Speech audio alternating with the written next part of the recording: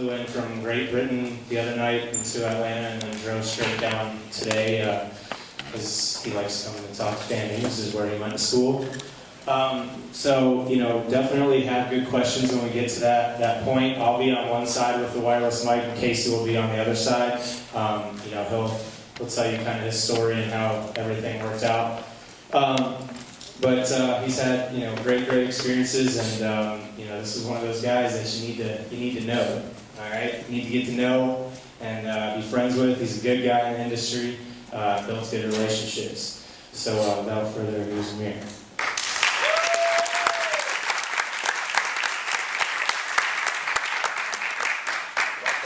Hello, can you hear me? Turn. Check. No, orange. Check, 4, 5, 6, 7, 8. We're good? Get signed up here. How's everybody doing? Good. This is the FAMU School of Music. Everybody in music majors for the most part? Good. So I saw a lot of y'all earlier. I think not a lot of people, so. It's good to be home. It's good to be back in Tally Ho. The 850. The highest of 7 hills. Now let me ask you a question about these hills. I never really understood these hills. Is it 7 hills that the campus sits on? I know it's a question I should have asked back in 2003. But I never understood that. Why they call it the highest of 7 hills? Yeah. And Tallahassee. Gotcha. Okay, so I'm the only person that didn't understand that either, right? Because now y'all didn't answer my question. That's a big question. But as Scott said, my name is Amir Windom. I'm a 2008 FAMU graduate from the illustrious School of Journalism and Graphic Communications. You guys are probably now doing the math in your head. I'm only 28 years old.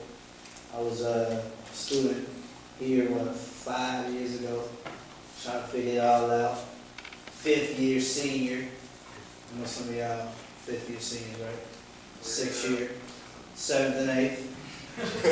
So y'all don't have that no more here in the music world. I heard they got a lot of strict guidelines now, kicking people out. I saw you, man. I saw you. I watched the video and you was performing. You. The hazing concert. I was jamming, boy. I was just going.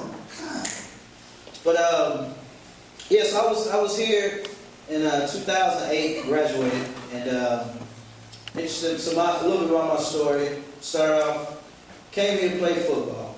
I was gonna be a sexy stud athlete. That's what I came down here for. I was gonna be swole, muscles out of nowhere, putting baby oil on my arm so I could walk around and girls were like, damn, what is that? So I came down here for all the wrong reasons, to be honest. I came down here just not trying to be on the dean's list. I was reading that, but I wasn't thinking that up front. And so I got down here, and I was beefing with people like y'all. I ain't gonna lie. I had beef with people in the band. I'm gonna tell you why. Because I came down here to be a sexy football star, football player, and I got down here and realized that don't nobody even down here care about the football team. I was pissed. All they wanted to care about was the band.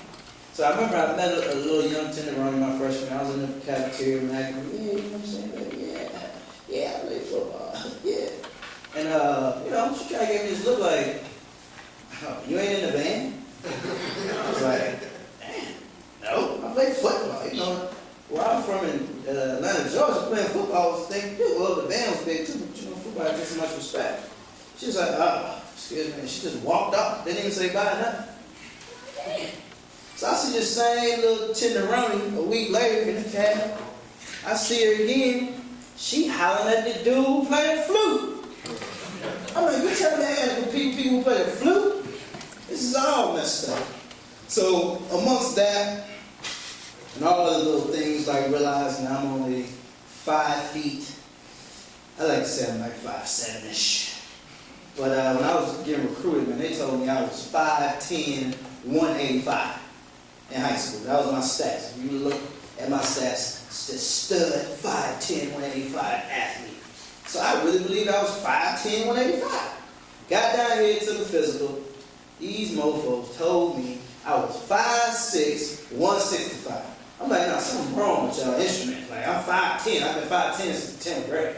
I was like, well, unless you shrink, you're actually you're barely 5'7", Mr. Windom. I was like, dang. So, all these different things, plus I got down here and I felt like I was in slave heat.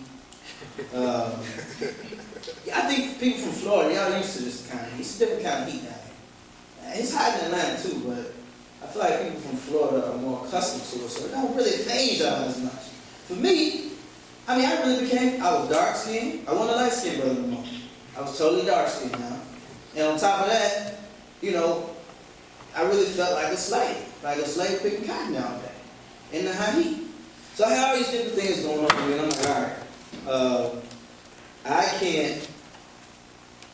right, my heart's not in football. So I realized that I had a moment of clarity with myself, which everybody I think here should have. And that was, all right, Amir, you need to learn to differentiate a hobby from a career immediately. Your hobby is you like to play football, but is that your career? I came to the conclusion that I merely just liked playing football and it was just a hobby for me. So I said, you know what? It's time to start going on to the next phase of figuring out what else I can add to myself and my identity. Because up to that point, I was just a football player. Everybody knew me as Amir the athlete. So I had to let go of something that was, or not let go, but change my mind and say, you know what? It's time for me to get to the next phase. So I started putting myself in a position where my talent can be an opportunity. It's called a TO theory. Talent, opportunity. So I started saying, all right, I need to get out here and meet some people. But I got to meet some people in a unique way. I always tell the story how, Laia heard this earlier, how I went to this job fair, right? Standing around this job fair. I'm standing there, I got my little suit on, I got my little pitch, my spill, ready. And so as I'm pitching and spilling, I'm kind of hearing some of the same stuff that I'm saying, people saying in front of me. Hello, I'm a second-year public relations student from Atlanta, Georgia. My skills are I can type 120 words per minute. I'm also efficient in Microsoft Word, Microsoft Excel, Microsoft Power, Microsoft blah, blah, blah. I'm like, man, take what I was going to say. But then I heard the next person say the same thing. I'm like, man, what's making us so different? Like, there's nothing different about us. We up here giving the same pitch. We got 30 seconds to do it. On top of that, I looked at everybody got on the same suit almost. And I'll never forget, I saw all these girls in these pencil skirts. They had these little nice revealing shirts. They getting up there, they all getting, hi, yes, I'm looking for this internship. And they got their little recruiter would be there like, yeah, girl, you want this job? And so I realized too, man, I can't compete with cleavage. It's gonna win every time. So, long story short, I realized I had to approach the art of networking a little different. I couldn't do it the traditional way. I could do that, but I had to add some more flavor to it too. So, I started getting creative with how I met people. So, I'll come back to that. So, I went up to D.C., shouted my sister. You're funny. I told her I can't compete with Cleveland, and I saw all the girls I was saying. Right, you ain't compete with this lineage. But I went up to D.C. to shout at my sister. She was working at Capitol Records, and she was also coordinating the Howard University Yard Fest, which is a huge, big outdoor concert they do every homecoming. So my sister was coordinating this, and I just wanted to shout her, check her out, see what she was doing. So I went up there, and I ended up meeting two very key people. One person was a guy named Chris Sansbury, and the other was a lady named Deidre Graham. Deidre Graham was executive vice president of marketing at Def Jam. Chris Sansbury was the vice president at Bad Boy. So I met him, but when I met him, I knew I wasn't trying to get anything from them. I wasn't coming in the typical college way, student way, which is, hi, I'm a second-year public relations student. I would love to see if I can get an internship and work for you. I knew I couldn't just come off the gate and ask that. I need to build a relationship with them so that they can see my capabilities and my qualities before I started just asking them stuff. And more importantly, the other part of it was I wanted to ask them, like, how can I help you? Instead of you giving me something already, let me see if I can give you something. So when I got back to Tallahassee, the email was simply like this. hey, now when I talked to him, he told me he was a Jets fan. And I said, in the email, I said, hey, Chris, pleasure meeting you, man. I really look forward to talking to you soon. Also, I saw that your Jets got spanked by the Patriots, man. I just want to let you know I'm praying for you. I'm here for you and your emotions. If you need me, you can call me anytime. I'm here for you, man. I'm here. And so he responded. He was just like, LOL, man, that's funny. But yeah, man, let's definitely stay in touch. So that was the approach I took to building a relationship with him. It wasn't, I'm looking for an internship. Can you help me? Please. I feel like a lot of college students, we got this mentality like everybody's supposed to just help us because we're the future. We're next. You have to invest in us. But you got to also take the mindset that there's a bazillion more people just like you at colleges all across the country and the world that are vying for those same positions. So what are you doing to kind of give yourself a competitive advantage? And I learned at an early age it was simply adding a personal touch to the art of networking and meeting people. And more importantly, asking them, how may I help you? So as I closed that email, I said to him, also, is there anything I can do to help you? That's what I said to him. And so he responded, LOL there, and he was like, yeah, man, maybe you can help me with some college marketing stuff in that market. So I started kind of interning for him. He would send me product. I put it around campus and stuff. Make sure people had on shirts, and I take pictures and send it back to them, let them know, this stuff is out here. It's in front of people's eyes. So long story short, that relationship turned into him calling me that spring and saying, hey, Amir, what you up to this summer? I don't know, getting ready for football, blah, blah, blah. Why don't you come to New York and intern, work up here at Babbage? You? Want me? In New York City? Hey! Oh, man. We'll be on the plane right now tomorrow. So, bam, I'm in New York City now, interning at Babbage. So the interesting thing about this internship was, it was truly, I learned nothing. Only thing I learned at this internship was how to tie trash. Now, to this day, I could tie some trash to the point where, let's say everybody just poured a liquid in it, right? There's nothing liquid in the trash bag. I'm so cold with tying it up so tight that you could flip it over, hold it up, and not even a drip will come out. That's what I learned in my internship. I was a true janitor at my internship. Like, to the point where I kind of forgot that I was there to, like, intern in the marketing department because I spent the majority of my time doing stupid stuff like taking out the trash, the toilet stopped up. Well, the janitor ain't gonna be here till 6. Amir? Really, I was really a janitor. So I realized that quickly that if I don't make something of this internship or my time here in New York, I really would have wasted my time. So I had stayed in touch with the lady DJ Grant from Def Jam, called her, said, hey, can we go to dinner? And she said, cool. We went to dinner, we talked, had a great dinner. She said, Amir, you remind me of my boss. I said, boss? Who's your boss? She said, I'll introduce you, my nigga. So summer went by, January of the year, and like 2 weeks before I get back to school, I get a call from Dee. She's like, yo, we're having a Kanye West mixer tonight. You should come check him out. You should come to the mixer, and my boss is going to be there. All right, cool. So I go, I get there, go up to the door, walking, I don't know nobody. So I'm looking for DJ. First person I see, oh, really cool. I see her. She's like, oh, let me introduce you to somebody. She's going around this little corner. Bang! Amir, I'd like you to meet my boss. I instantly almost like felt this feeling, but I wanted to faint. Like I felt my knees getting weak, knees where I could hardly speak. And I lost all control of all it took over me. And the thing that was so amazing, I can't catch it. But I really literally about to faint because her boss was Russell Simmons and Kevin Liles. So I don't know if you guys know who Kevin Liles is. Kevin Liles was the president of Def Jam at the time, but his story was he went from intern at the age of 23 to president, became the president of Def Jam at 30. So here's Kevin Liles and Russell Simmons, two iconic figures in the music. So I'm just like, damn, you could have told me your boss was Russell Simmons and Kevin Liles. So I meet him, and we went and sat down in this little corner. 6 hours later, we still sit down in this corner. Me, Kevin Liles, Russell Simmons just talking about all kinds of stuff. Girls, life, how we grew up, music, global warming, whatever you can think of. We was talking about it in that 6 hours. You just thought we was on a date or something. So I remember Kanye West coming over there, kind of like, what's up? Like, I came here for me. I didn't even came left this little area. What's up?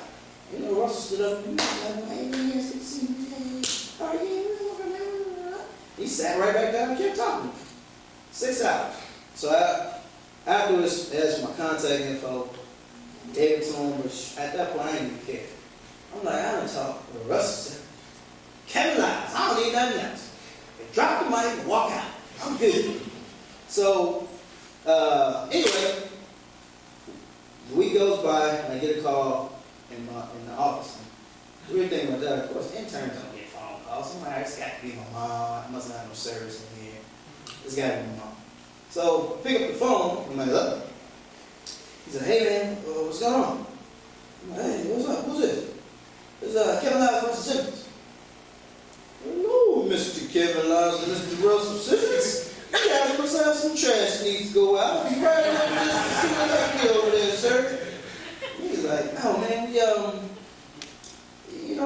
had an impressive conversation the other day. I was like, oh, thank you, man, thank you. What does put you in those uncomfortable positions you've been in your short life? Interesting proposition there. He said, we want to offer you a job. Job? I got some baby janitorial positions or something like that? He was like, no, we want you to work in the college marketing department. So, in my head, I'm looking cabbage. I'm about to work for Russell Simmons, get a lot. Work for Russell Simmons, get a lot. Doing all kinds of city boy style. I'm doing everything out here. I just learned these dances. I was just getting a fan. Sugar in my head. And I was just geeked. And so, but the only thing, as this stuff is happening, it hit me like, damn, I gotta ask my mom first. So, a little bit about my mom. My mom went to Stanford, went to USC, education. Now she's a high school principal, but my point is, education. So I knew calling to ask her if I could take this job was going to be quite a tall task. So, I got on the phone the correct way. Hey, mommy, how you doing? Man, I'm sitting there looking at this picture of you. I don't understand why your dad got a divorce. Of course. I saw a little baby today crying. That little baby was just howling, just brains was howling so much. And I figured out why that baby was crying. That baby was crying because you weren't the baby's mom. That's why. Because if you had baby's mom, it wouldn't be crying. It would be happy. I'm just saying everything you think about. I found something. Yeah, by the way, I got a job over here. With Mr. Russell Simmons, Kevin Lies, that jam trust. This is going to be a great opportunity. No. I mean, those opportunities to be there. You need to go finish school. Called a couple other people. They was kind of said the same thing.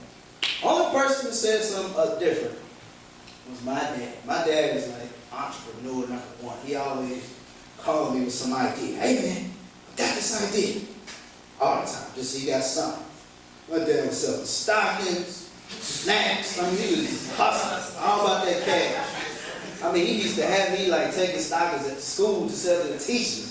Like elementary school. Like, yeah, take the teacher, science teacher, boy. She said she don't buy about $5. Like, you want me to get coffee or vanilla? To my color. I remember the colors. Most of them bought coffee color or vanilla color.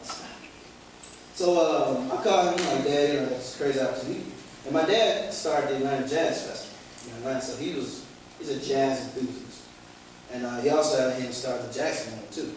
And so, he had a totally different approach. He was like, Amir, look, you're a man. You can't let people dictate your life and decisions that you're going to make in your life. You want to man up and make your own decision. He said, you have to make some decisions like you got some chest hairs. I don't know why everything he said, chest hairs stood out. I said, chest hairs. That's it. I literally did like that. I literally looked down. And at that time, I had just started getting some chest hairs, but I had a few. And I was like, damn, I got chest hairs. I'm a man. I'm taking the job. I called Kevin. I I called my mom. That's him now.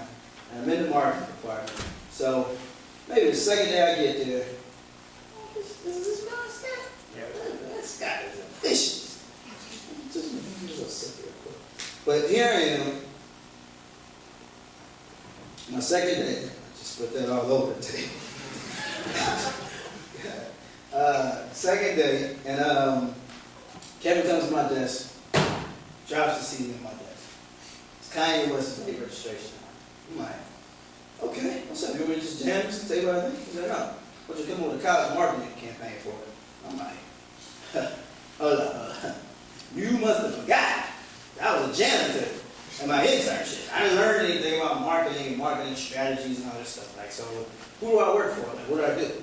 He was like, no, we want you to come up with the concept, like the idea, the marketing strategy. And I'm looking at him like, Kevin, no, I can't do this. Like, you're trying to embarrass me. Like, why you just gave me the job? Why are you trying to fire me already? And he's like, no.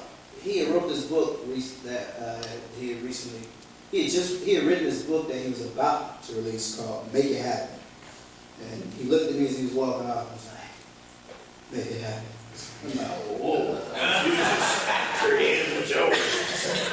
And so, but I knew when he said that, it was like my shot. I'm like, this is my shot to impress him and show him that even if I don't have the most off-the-wall ideas, I know how to at least get people who can help, or more importantly, just find the information I need to at least make a strong, valiant effort to do this, instead of just, I don't know what to do. Help me, Kevin. Somebody help me. So, long story short, I ended up coming up with this college marketing campaign that resulted in Kanye West's album doubling in sales in his third week. And so they attributed that to my college marketing campaign. So in doing so, you know, they're looking at me now like, oh God, this dude's a genius. He's got the juice. He's intelligent. He's smart. So these nuts promoted me to manager of college marketing for the Southeast region at the age of 19. So now I'm heading up a division of Def Jam at 19 years old. And if you can imagine getting promoted at that age, and you got people who've been there for 5 years, 10 years, people who's twice your age. Oh, I started catching everything I got to work. So I remember some days I would walk into work, I'd be all happy. Good morning, everybody. Good morning. Every morning. Good morning. How you guys doing? I had chicks doing that.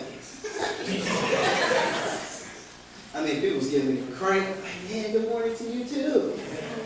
I was just catching hell. It was this one lady in particular. She was really the devil. She was truly Satan, and she knew it. And her job at that point became to make my life hell. I really felt like I felt like she would get to work, I got extra 30 minutes, and have a meeting with her little crew. Like, all right, girl, so what are we going to do to make this life hell today? What ideas did you come up with? Did you do your homework, come up with some ideas and strategies on how to make his life hell? And so I would get to work, my stapler would be messing. I'm like, yo, did anybody see my stapler? And nobody said, no, I'm still here. You might want to check the bathroom. I go in the bathroom, and I see my little stapler floating in the toilet. And I'm like, that happened probably for a good month or two, man. I was just catching hell every day. So I remember we was in this meeting, a little creative session meeting, and I remember the ringleader of hell was just everything I said. It was just, that's stupid. No, that's not going to work. You obviously haven't studied that market, and da-da-da-da. And so all of a sudden, we'll take a picture. So, I figured this was a nice little background. But she, everything I was saying, she was just, no, that's terrible. Da-da-da. So I got fed up. She just, no, I just said, I'm here to flex purpose and not power. And as soon as I said it, it hit me like, yeah, well, that's pretty deep. Say it again. I'm here to flex purpose and not power. And it was just silence, like God had spoken or something. And she gave me this look like, nobody has ever talked to me like that. I'm like, whoa, man. I still get your groove back.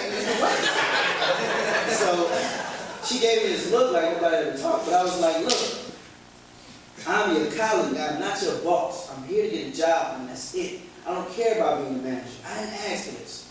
They decided to do this. I understand why you're mad. I would be maybe pissed a little bit too if I had a 19-year-old telling me what to do essentially. Or I had the power to. But I'm here to flex purpose and not power. And that resonated so well with me where when I said it, I knew like, this is what leadership is about. Leaders learn how to flex purpose and not power. Period. They focus on the purpose of what they're doing versus the power. They don't care about who they are, what their title says, as long as the job is getting done.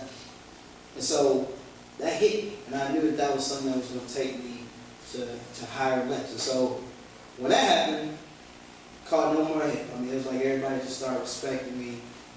The atmosphere was totally different there. While this is going on, Kevin became the executive vice president of Warner Music Group. Warner Music Group, as you guys may know, is a parent company, and they own a lot of the other record labels. So Warner is equivalent to what Viacom is. Viacom owns BET, MTV, VH1. Warner Music Group owns Atlantic, Warner Brothers, Elektra, and some of the other large record labels. And so he got a job there, and he asked me to come with him to Atlanta. And so went to Atlanta pretty much in the same position. So I was kind of more of a general marketing out with the artists. So I'm first get there, working on T.I.'s King album.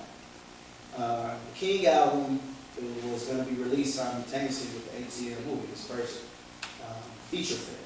And so we were working with Sony Pictures on a joint marketing venture. So I got to fly, I flew down here to Atlanta to meet with him in the studio. Now, marketing people, we normally don't get the opportunity to go to the studio and be a part of the creative process. So I got invited to go to have a meeting with him at the studio about the marketing. So I get there, we have a little meeting. You know, I'm young. I think I'm not even 20 by now, but I'm young. And so I still, certain things to me were still impressive, like being around T.I.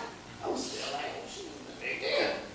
So I asked him, hey man, you mind if I hang around? Why are you recording? He's like, I don't know, no problem. So I'm like, cool, trying to sit there, chill, trying to be cool, just like I do this every day. And so, 30 minutes later, the door opens up. Russell Simmons, Kevin Adams, Jay-Z, P. Diddy, all walk through at the same damn time.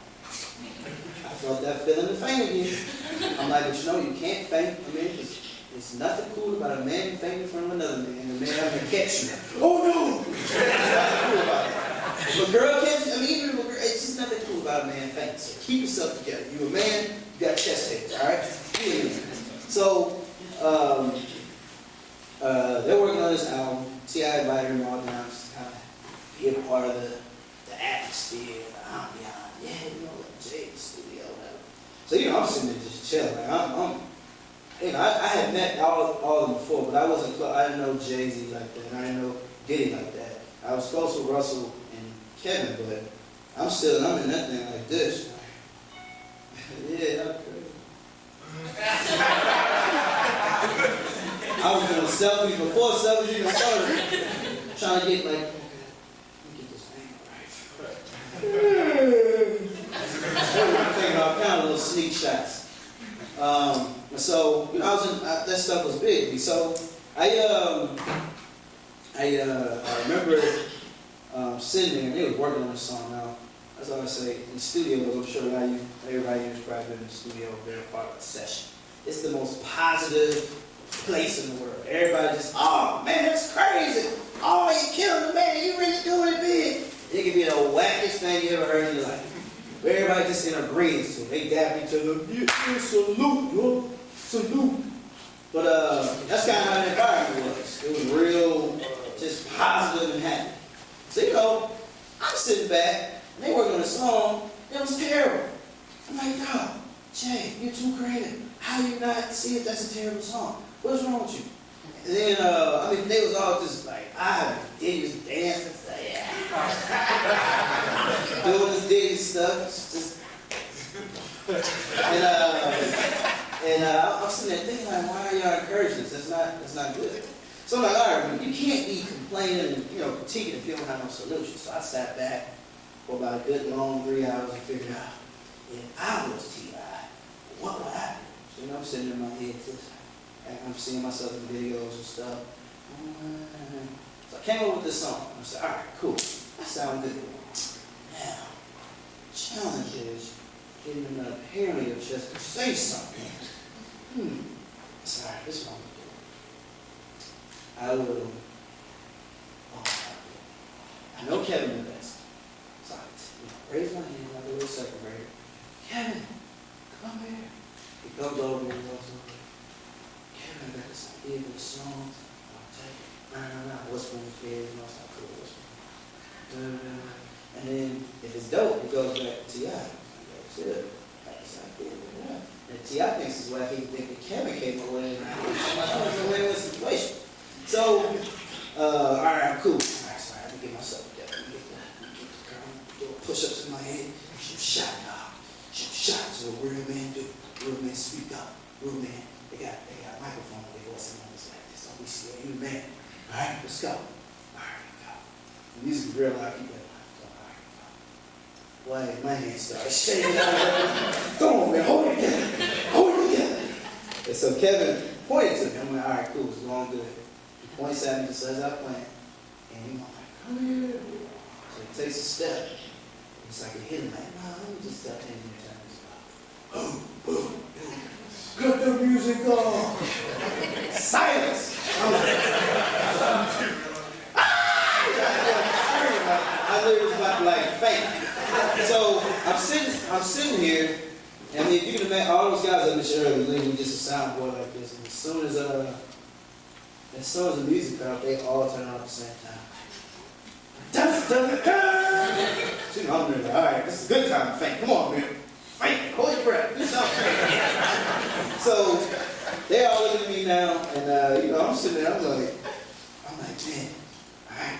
So Kevin was like, what's up, man? What you got? I was like, well, gentlemen, fellas, well, first off, I just want to say that I think, you know, when something wrong, you know, somebody about to say something that's bogus, but they know they're out of line. They start, well, first off, I just wanted to say that I think both, all y'all are so creative. I admire everybody in here, and I think that you're amazing just the way you are. I mean, God really took his time and he made all four of y'all. You know, I'm just buttering it up again, just like I did with mama. And I was like, but I had an idea for a song, and I wanted to share it with y'all if y'all had time, even though y'all done cut the music off of me. But you let me know.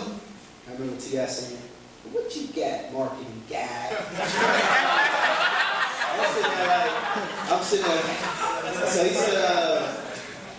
he said, I said the most monotone, unconfident voice. You want to tell them, you know, the voice of the way you want to do that, the way you want to do that. And I really literally started packing my bags like, thanks for that. Appreciate it. Have a good day. Hey, my termination papers, y'all can send it. And if you're going to fire me, just go ahead and fire me now so I can stay out at home. I can go see my mom, just let me know. And he was like, I remember Tip, he looked at everybody, kind of like, actually pretty good. And so I was like, you know, you don't have to add this whole thing. I already know I'm leaving right now. It's cool, man. Thanks for letting me be amongst you fellas, but I'm out. He was like, no, it's actually pretty good. What you gonna lay that down for me? And I was like, you want me to like go lay it down? Like, what do you mean? I want you to go demo what you just said. Just go record it so I can kind of explain it for him. I'm like, so you want me to go in the booth? The booth? He was like, yeah. So if you can imagine going from like literally about to faint 10 minutes ago, to now I'm in the booth. I got the little headphones on looking around. I got the little hands doing crazy hand stuff for no reason. I grab the scoop. And I started like envisioning girls like walking by me in the video, like, what? I was just in the zone now. So long story short, that song ended up becoming like one of his biggest hits, called Why You Want It. And from there, I started getting calls. So this is kind of how the creative musical monster unleashed me. I mean, it was always there, but I was suppressing it because I wanted to be an athlete. And so from there, I get a call from the A&R department. Now, you know, historically, A&Rs were like the rock stars of record labels because we get to sign artists and develop artists. At the end of the day, we're the ones who really can say, We built that artist. From the music all the way to the brand, to the marketing, whatever. We had our hand fully in that artist. So I started getting a call from them. They're like, man, we heard what you did. One, that's a great song. We think you can do something else. I'm like, maybe if I get time, I'm busy, realizing this, some of the songwriting now. And but you guys sing what you can. So they sent me the song, and I remember the beat was just crazy. Everything I saw was slow motion. Everything I saw everybody dab me, said, ugh. And everything looked good in slow motion. So I saw this stuff in my mind slow motion, and then I came up with this hook, and it was like, what you know about that? What you know about that? What you know about that? And long story short, that song ended up winning the Grammy. You heard that song before? Ended up winning the Grammy, surprisingly. And it also became like this staple song for the movie ATL. So now, this songwriter, producer guy all of a sudden is now in the forefront. And keep in mind, was it just coming from a marketing background? I say, look, oh my God, this dude has the juice. He's strategic, he can do marketing, he's creative, he can create songs, like, he's got it. So what's interesting about this time period is, had a lot of great things happening around me, but the biggest thing that really happened was my mindset. My mindset, as crazy as it is I wanted to come back to school. I wanted to come back and finish school at FAMU. I had only taken one semester, did completed one full year, and I wanted to finish school. So everybody, of course, was looking at me like, you are stupid. You are a waste. You are a waste of that night that your mom and dad made you. You're a waste. Why are you want to go back to school? You're doing everything that you would want to hopefully grow to do after school. You're doing it now. But I knew that me getting my degree meant so much more than just me. It was representing, I felt like it was going to inspire, kids beyond this, that you can get your degree and still be very effective at doing music. You don't have to completely quit everything for music. And so I had this thought, while I was right after all this stuff was happening. So I called down here. I said, hey, FAMU, y'all know what's going on. Y'all know what's up, man. Tell me how much more time do I need for school? They said, well, you took about 30 hours your first year, so we can cut out some electives, so you have to take about a good 84 hours to meet the requirements to graduate. I'm like, so what does that break, what's the quickest I can get out in time? They said, well, you could probably take 21 hours each semester for the next 2 years, and you can be out. So I'm like, damn, that's a lot. And then, keep in mind, I'm trying to keep my full-time job, too. I wasn't trying to leave my job. So I'm like, so how can I have a full-time job? Like a full-time job that's going to require me to travel all the time. So it's not like, no offense to anybody that works at the grocery store, but it's not like working at the grocery store up the street. I got to be strategic. I got to create something. I got deadlines. I got a lot of pressure on me. How can I have a job like this and still be in school? And so, I remember calling my mom. I told her, what I was thinking. She's like, well, it's on you. That's what you want to do. She had another chest hair going on. Man, so I went home and wrote this long proposal to Kevin and my job to say how I was going to be able to have my full-time job and go to school full-time. But it wasn't going to be like a typical, like my job, I still wanted to have my full-time job, but I was going to be based in Tallahassee. Because I'm like, it's not like I'm sitting in his office every day here in New York. Like, I'm traveling and stuff, so I can do this. So I don't think he's going to say no. I was like, all right, he's going to say no. It's going to actually help make my decision. So cool. Let me just listen at it. Gave him the proposal. I'm like, here you go, Mr. Kevin Lounge. Hey, just let me know the answers. No, I'll be in my office, man. Thank you. And so he called me out later and said, yo, you can do it. I'm like, yeah, I'm going to even say no. So here I am, back in Tallahassee. I'm taking 21 hours, Monday through Wednesday. Thursday through Sunday, I'm flying to LA, Atlanta, New York, Miami, wherever I had to go. I did this for 2 years straight. Every week was the same. Every week was the same. I'm taking all these hours. to get out of here so I can get back to this life. But I knew to me this was important to take care of this. So I remember being on the airplane. I get 20, you're 21, you got to be 22. Why are you doing all this right now? Like, you don't need to do this. Like, you got plenty of time to go back to school or even work this job. You can let go of one of them. Like, it's no big deal. But as soon as I'm saying that to myself, it hit me like, but these are the moments that you get to be great. These are the opportunities that you get to be great that most of us aren't going to take because we're lazy, because we got mediocre mindsets. We don't want to push ourselves beyond that level of comfort. And then I said, no success is going to be attained without struggle in some aspects. I don't care what you're trying to do. You're going to have to go through a period of struggle to really get to that next level. And I said, this is just your struggle. This is your struggle. You got to go through this so you can tell a story about it. And more importantly, you got to be able to tell this. You got to go through this to build character in yourself. So you can easily not do it. You'll probably be okay, but you may not ever be as great as you possibly could be. And as soon as I'm saying this to myself, it crossed my head like a terror. It said, strive. Amir, you have to strive to be more than successful. You have to strive to be significant. And that word is still significant. And significant simply means improving the quality of life of other people, and also you doing things so that you create a legacy, so that no other man or woman can say they did it like you. A legacy. I'm like, that's what significance is. Success, money, cars, clothes, as it goes. That's success. That's what it is. That's success. Success is those things. But who's trying to be significant? And I realized that was everybody I think in here, you get a moment to be significant.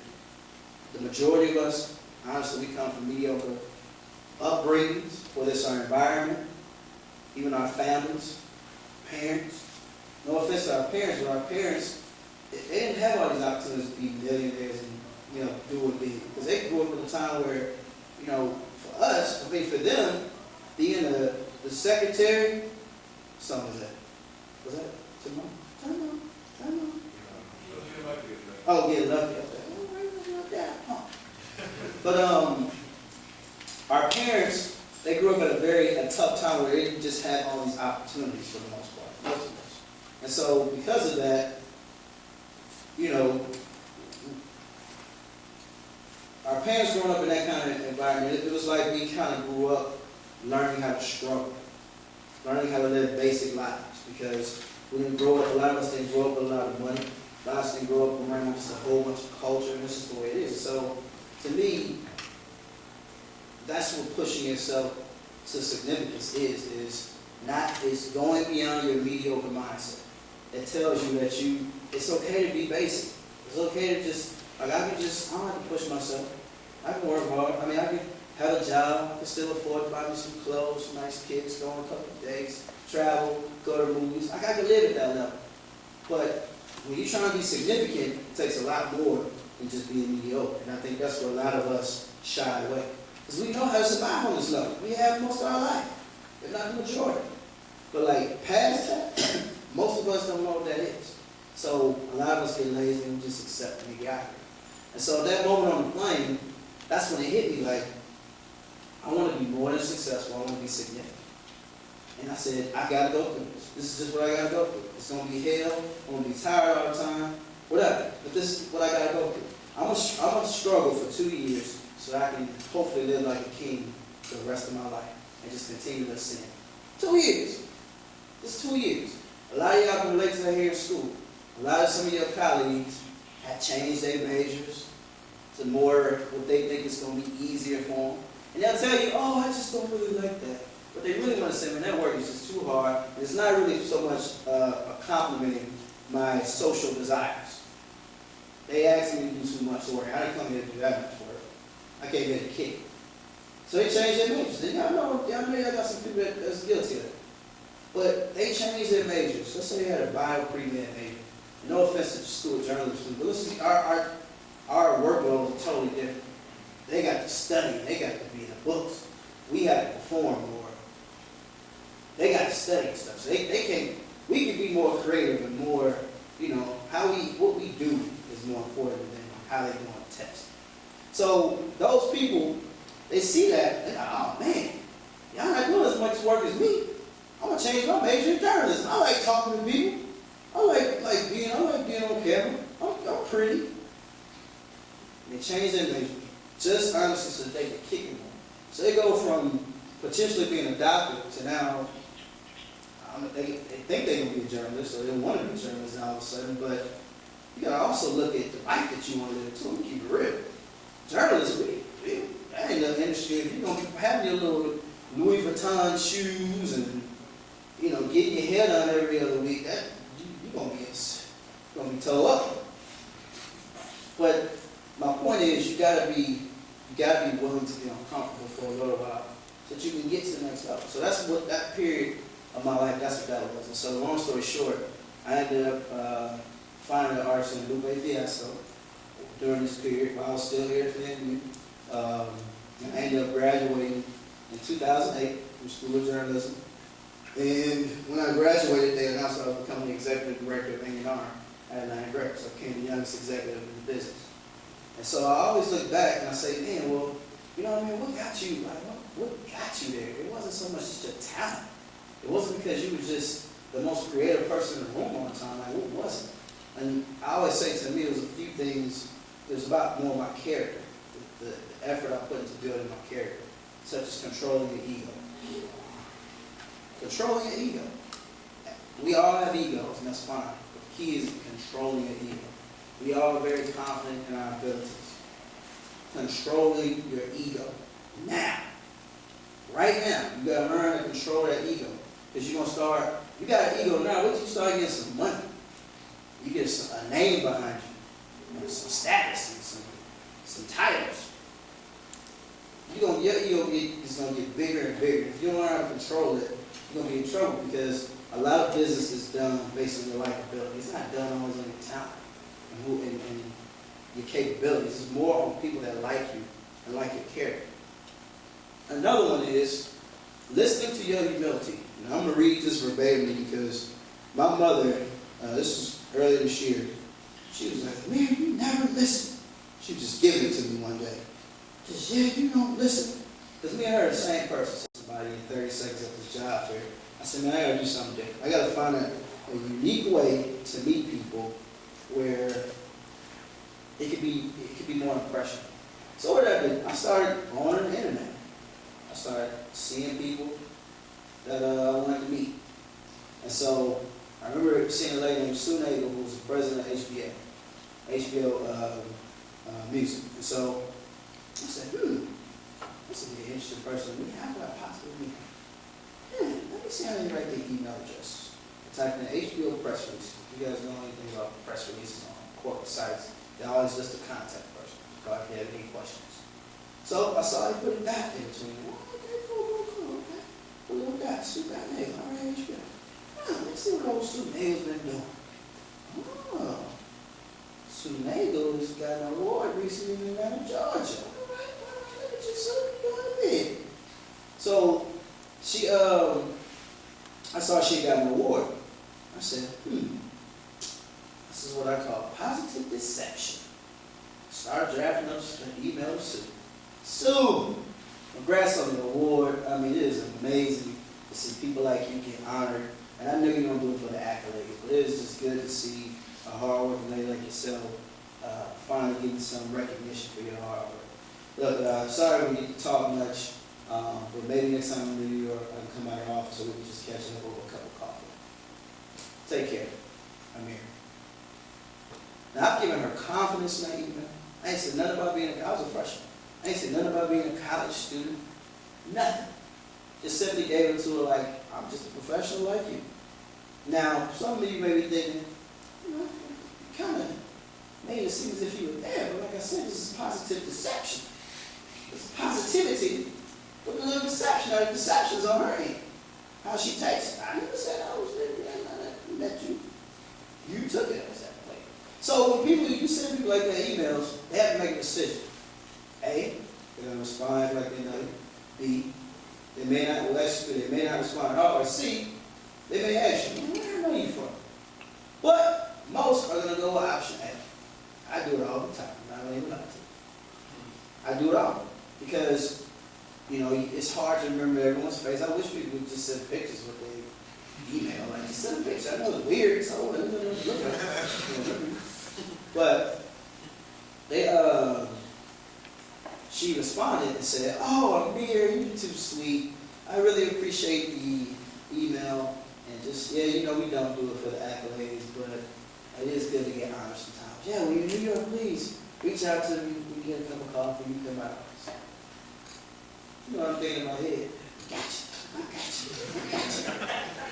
Now we friends. In my mind, we friends. We are buddies now. So from there, it was just about the relationship building part. You know, I'm hitting her up. "Hey, how you doing? Merry Christmas. Da da da." And next time I went to New York, guess who I had coffee with? Sue Nagle. And so when I saw her, she was like, "I remember now. I remember." You might see me in the streets. You don't know. But I roll with it. And I'm telling you, you got to get creative with how you meet people. You got to be a little daring. You got to be a little risky. I'm not telling you to go out here and lie to people and make up all these crazy stories. But, like, figure out how you can meet people in more impressionable ways. Like I was telling this class earlier. Like, when I was in school, I would go to some of these conferences, like 100 Black Men of America. I went to a Teach for America conference. These are conferences that had nothing to do with music. But I went there, and there were so many people there in different industries that kind of overlapped with music. Like somebody from Coca-Cola, somebody from Nike, da-da-da. And I met all these different kinds of people because I wasn't focused on just meeting people in my profession. And I wasn't just like, "Oh, let me just meet people in the music business." No, like, build your network as a whole because you don't know what that person can necessarily do for them. But more importantly, you don't know what you do for that person. So I've met all kinds of people. And in turn, I ended up getting connected to so many different people. So I'll use this as an example. I was here in Tallahassee. This probably was 2009. Not too long after I graduated. I came back down here to do something. And sitting in the airport, sitting next to this pilot. Pilot is an old white man, 65 years old, named Pete. Pete Romanowski. Pete is sitting here next to me. Literally, Pete knows I want to be a pilot. Like, if I wasn't in the music business, I'd be a pilot. So, you know, I'm sitting there, I'm going to grab some of all these crazy questions. So Pete, let me ask you. When you on a plane and y'all making a turn, how is it that we turning but I'm still standing straight up? Why am I not turning with you? He was asking all this crazy. And then the crazy part was, Pete wanted to be in the music business. So we sitting in this airport, we just having a good conversation. And then they came over and announced, "Flight 1722 is canceled to Atlanta. Please see the desk for rebooking." You know? So Pete was like, "Man, Amir, I got to drive to Atlanta because I got to fly that plane. I got to fly a plane to Portland, Oregon. Nice, you're more than welcome to ride with me."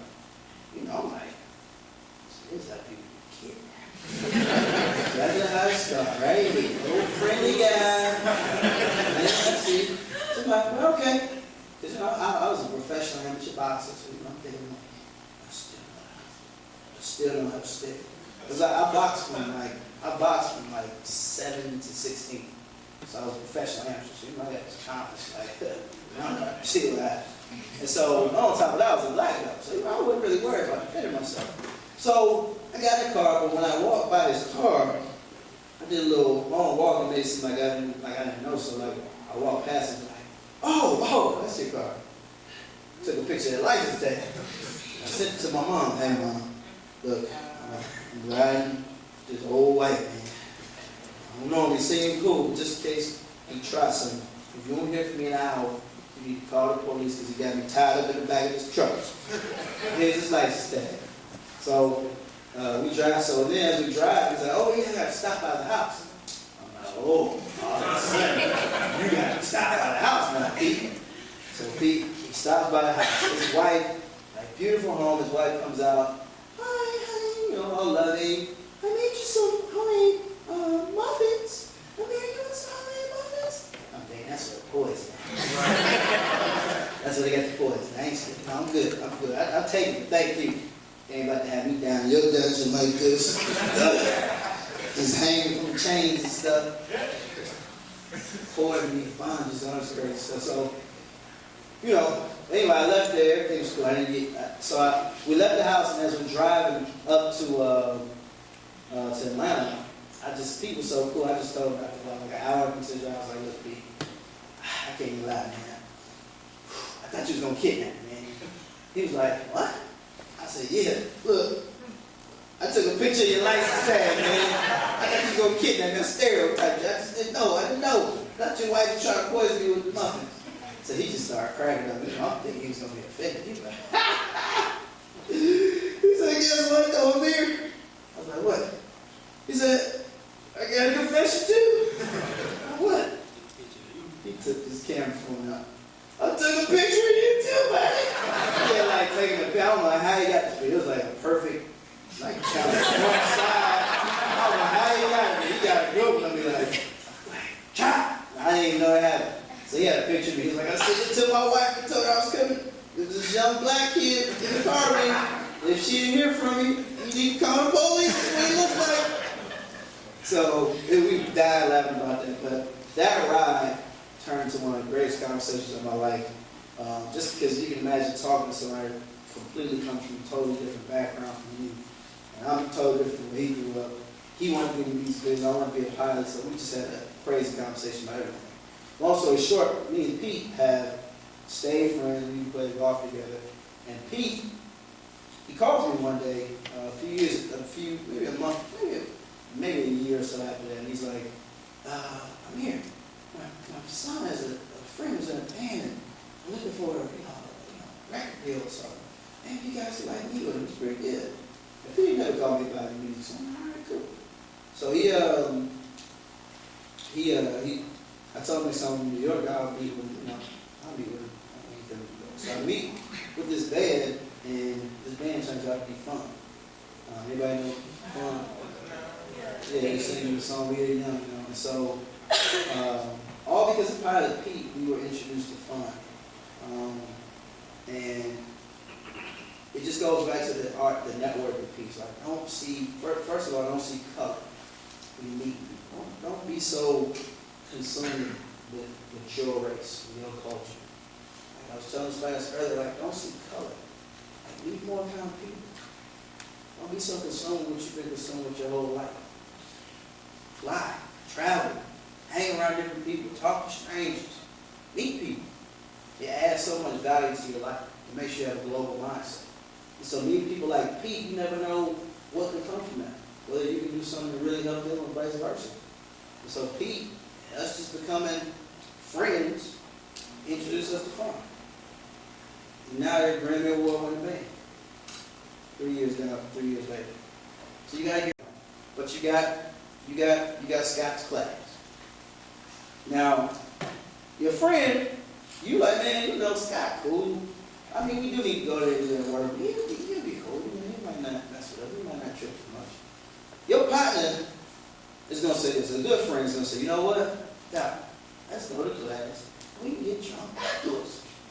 Like, they're going to find a way to, you know, y'all going to want to do some mischief things, but you're going to take care of your business. That's a real friend. So that's why you got to hang around people that are going to push you to be great. The third person, which I think is also extremely critical, is you got to keep somebody around you that you don't want to be like. Somebody that can remind you every day why you need to go to class, why you don't need to be popping your miles and starting to sweat. You got to keep people around you or in your forefront that reminds you every day who you don't want to be like. And y'all know it. A lot of this people that you went to high school with, they just ain't doing nothing with their life. Nothing. And guess what? I follow him just for inspiration. Oh, yeah, look at this dude. Let me follow him. Right? Every day, remind myself why he's doing what he do. Look at him. He doing it. Yeah, he doing it big, all right. You got to do that. You got to motivate yourself in different ways. So for me, I motivate myself by looking at people that I don't want to be like. It keeps me staying on my ground. Like, oh, no, I'm trying to be like him. And a lot of this, some of these people are your family members. Some of these people can be your dad, your mom. It's just like, I don't want to be like you. It's the truth. keep somebody around you that you don't want to be like. It will help you stay focused on the right track.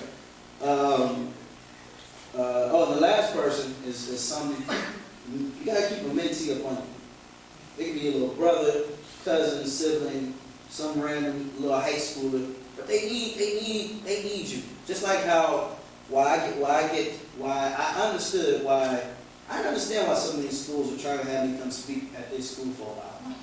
I understand why professionally, because of my titles and all this stuff, but like, why? Well, it's only because I can come here and I can be comfortable and I can resonate with you guys. We can talk about the same stuff. Versus some 60-year-old, 50, 40-year-old stuff. Yeah, got a wedgie in his glove.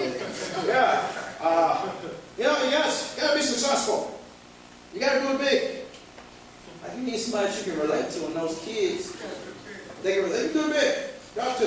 Go out and farm. Go out and buy my finger.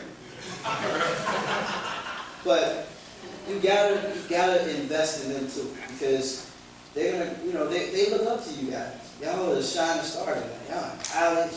Y'all got cars. Stuff like that impress them. Like, for me, it's my niece. I created her a little email account, and I just send her stuff all the time. It's like, the title of the email might be, "No success is obtained without struggle." And I just elaborate on what I mean by that. So she can have this knowledge as she's growing up. So y'all gotta feed into each other.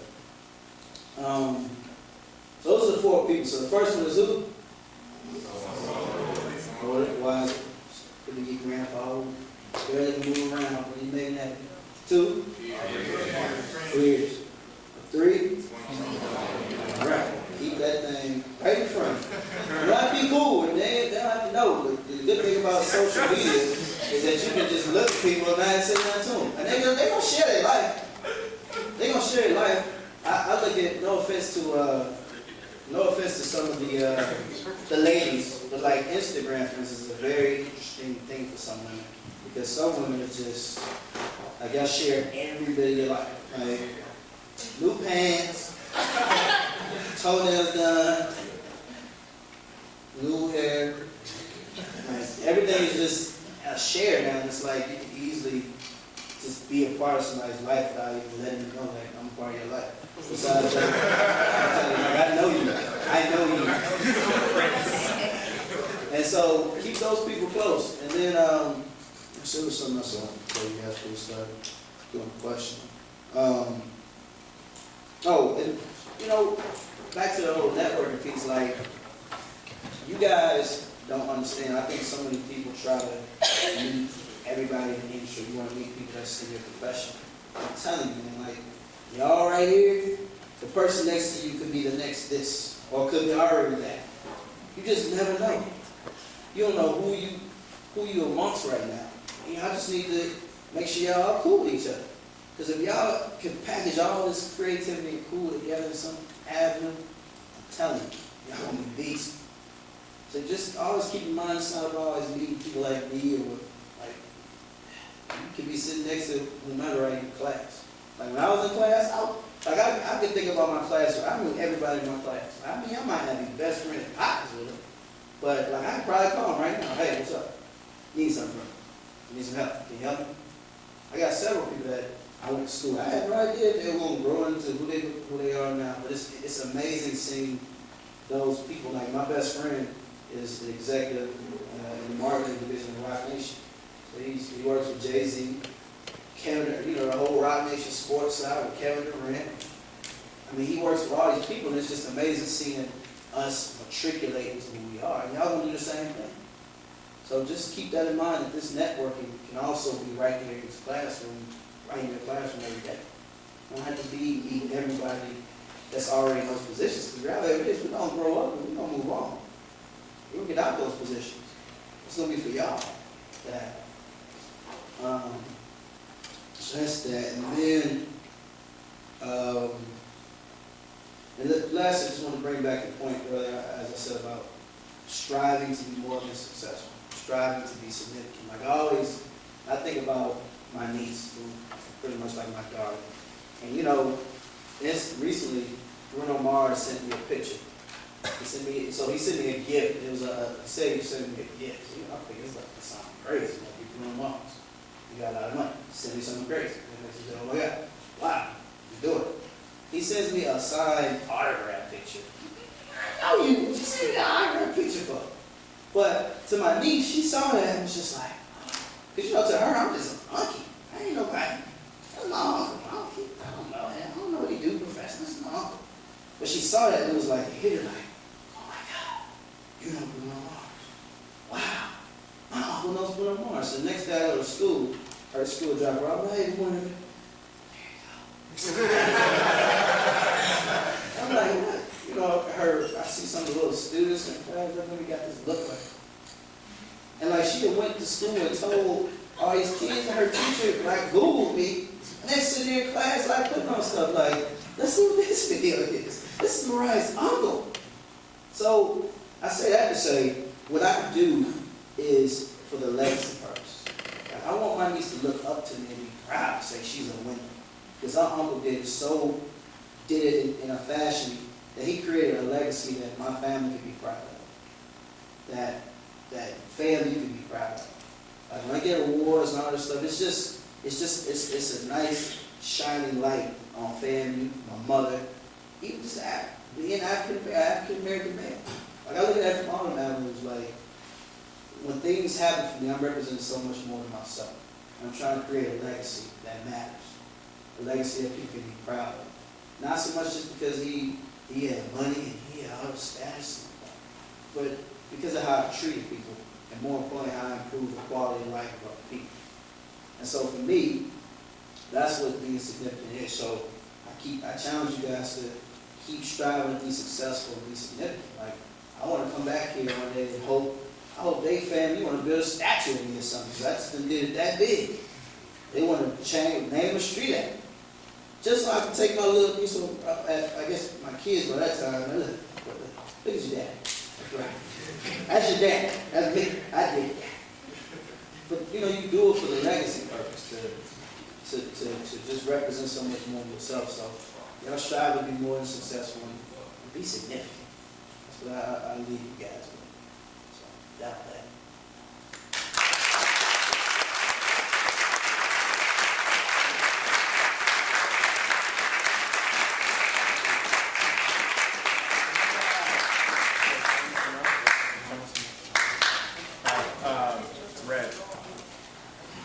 He'll take a few questions. I think we got a few more minutes and whatnot. Yep. About 30 minutes if it gets that long. Couple things before we get into the questions, because we know that they will come up for sure. The one person or 5 people that are going to ask for when you take my demo, here's the bag for it. Alright, so put that in there. He has a long ride back to Atlanta, so there's plenty of time for him to probably check everything out in the car. Oh, I think you got my contact. And the other question was, if you want his contact, email. That was for class. There we go. There you go. This is the email address, so you don't have to stand up and ask that as well. Alright, I'll be on this side with the mics. Or one mic, Casey's over here with one, so if you have one, just raise your hand and we'll get it to you. Do we have to pay for a follow back? What now? I said, do we have to pay for a follow back?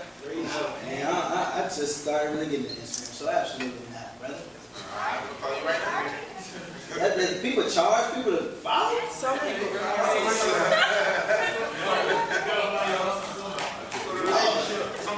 for a relationship. Oh, nah. Wait, so y'all gonna pay them? Those are the people that want to check. Just so you know, those are the Just people. gonna say demos and Instagram follows. Yeah. Yes. How you doing? Hey. I just have a question pertaining more to artists. I've been collaborating with artists, young artists right now, and one of the things I'm noticing is they kind of get stuck in their ways where they're listening to the type of music and then they're just reproducing that type of music. How would you try to express to an artist that's just coming up and developing ways to expand their thought and ways to expand where they can get their samples from, ways to expand like where they can get their base for creativity from? And, Thank you. For one, I've been telling people this all day. A lot of people are musically intelligent. Period. And it's because they don't really appreciate music as a whole. Like, I just don't believe that you can say you like music and all you like is hip hop and R&B. Sorry, you don't like, you just like hip hop and R&B. Music is, I think there should be a definition that says music is the love for at least 4 or 5 genres. I just don't know if you can really say you love music. And so I think to get just people more understanding of why they need to invest in their musical intelligence is, for one, like I think you're asking just kind of ways to do that. You need to go through a period where you study. Like you don't need to just jump into music all the time. Like take a minute to be a student. Understand composition. Like listen to songs and dissect the song from start to finish. Like what makes this song so amazing? Is it the harmonies? Is it the transition? Like what makes this song so amazing? And I think if you got some younger people under you that's looking for that, you should push them to critique and analyze music. Like when I'm in the car with my niece, I'm telling them, like, what sounds you hear, bro? What you hear? I hear a board. I hear some drums. I'm like, all right, so I want to see you just play the drum. Like, show me if you was playing the drum, what would you do? So she be trying to, follow the drum pattern and stuff. But you got to encourage them to, because everybody's not going to read music, but you got to at least encourage them to try to understand variations of music. Like producers and stuff like that. Like they got to look at more as, they got to approach it more from a composition standpoint and not go, come at their creativity, come at their neck a little bit. Like you love music, but you don't know anything about this artist. You never heard of him? You know anything about composing music? Come at their neck a little bit. Yeah. Sorry, man, I got a little passion. Good afternoon. My name is Shay Neal War, and I'm fourth year occupational wellness